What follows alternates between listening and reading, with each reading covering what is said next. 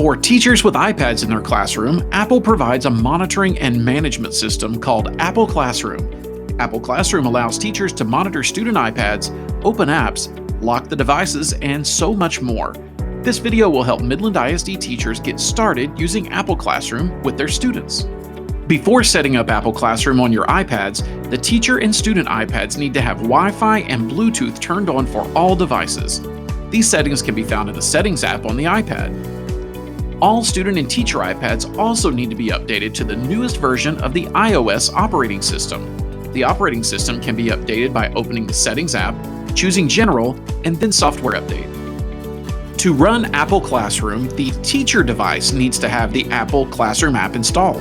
This can be easily added by choosing the self-service app on the Midland ISD iPad. Or, if you're using a personal device, the free app can be added from the Apple App Store.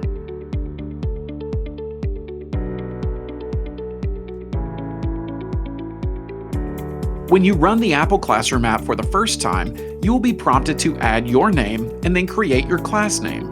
Because these settings are device-based, you will probably only have to set up one class. The device will be in your Apple Classroom regardless of which student is using that device throughout the school day.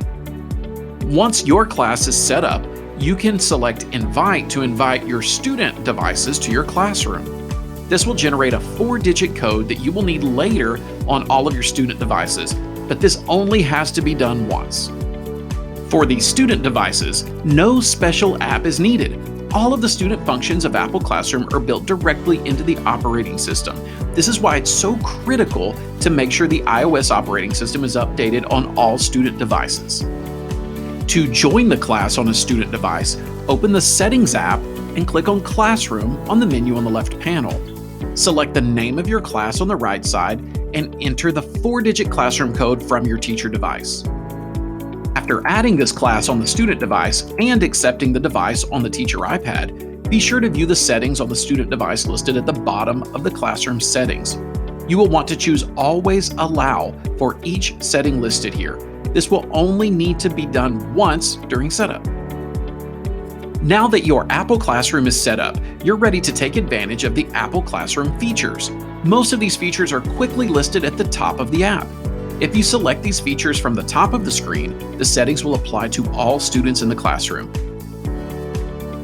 You can apply any of these settings to an individual device of your choosing. Open Application allows you to open a specific application on all iPads in your classroom. If a device does not have that app installed, then no app will be opened on that device. The Hide feature allows you to hide any apps that students currently have open, and it takes a student back to their iPad homepage. Navigate allows you to open a specific website on all iPads in your classroom. You may want to bookmark all of your favorite sites on your teacher iPad to make it easy to send students to the site of your choosing. If you select Screens, you can view the screen for each student in your classroom simultaneously.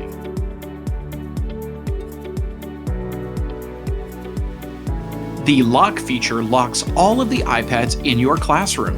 This gives you an opportunity to hold your students' attention until you are ready for them to move on to the next activity. The Mute feature allows you to mute all iPads in your classroom if the volume levels are too high in the room. The Group feature allows you to separate your devices into different groups to make management easier. This is particularly useful if a teacher has their classroom iPads set up in different rotations throughout the classroom.